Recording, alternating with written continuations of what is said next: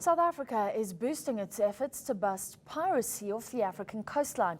At a conference in Cape Town, the Navy confirmed it will be sending anti-piracy patrols to the waters off Mozambique and Tanzania later this month. The Maritime Coastal Security Conference that wrapped up today brought together high-ranking Navy academics and industry leaders. They've warned that 90% of trade in Africa is seaborne, and all economies can be affected if international traders are deterred from entering African waters. Earlier this year, the Defence Minister said that South Africa was increasingly being called upon to provide protection for merchants entering local ports. Overall, piracy attacks have dropped to a 3-year low, but there's still been 233 incidents so far this year. Well, we're now joined in our Cape Town studio by Professor Renfrew Christie from the University of the Western Cape. Professor, thank you for joining us. It sounds like while the overall threat of piracy has come down, it is in fact getting closer to our shores, affecting our trade routes. Is that correct? That's absolutely correct.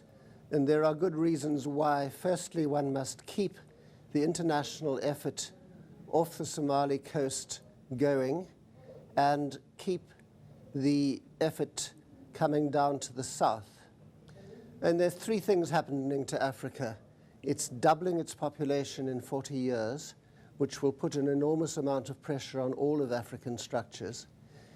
China is rising, for better or worse, and is demanding more and more oil and other minerals which have to go out across that coast or across the West African coast around Cape Town. And thirdly, there is a vast international pressure behind this piracy. And the real question is, where does the money go? Is it simply the Somali people whose fisheries were poisoned and fished out, and so they turned to piracy? Or is it a rather bigger event backed by organized crime? And increasingly it seems it is organized crime that is doing it. Do we know who's behind that, Professor?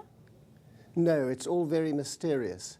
But one of the things that was said in the conference yesterday, the people who do the tracking of the satellite phones, the big motherships of the Somali pirates, and even the little pangas, they call them, the very, very fast ones that they use to do the piracy, are talking on satellite phones, not to Somalia, but to Europe. Very interesting. Which means something else is going on. Professor, just explain a little bit more.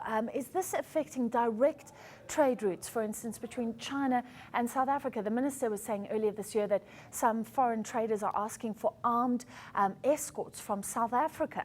So do we have to provide that? Is it becoming a huge cost for our government? It's becoming a huge cost for the shipping industry and the insurance industry as well.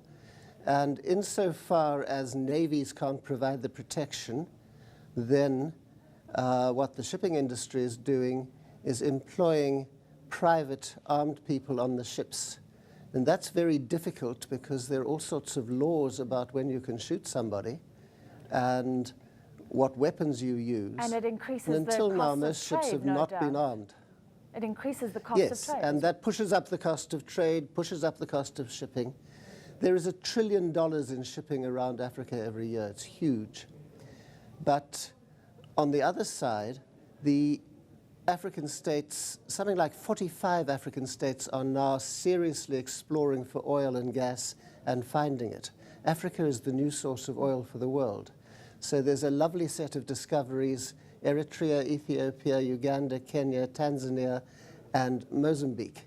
And particularly Tanzania and Mozambique are going to make a lot of money off offshore gas from these discoveries, only if we can keep the sea safe.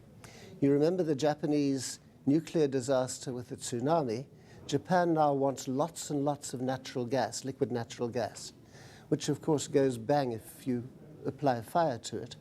Those are very vulnerable ships. All right, so it increases the threat. We have to, unfortunately, leave it there, but our Navy announcing more involvement today. We need all the navies we can get on that east coast. Indeed. Professor Renfrew Christie from the University of the Western Cape.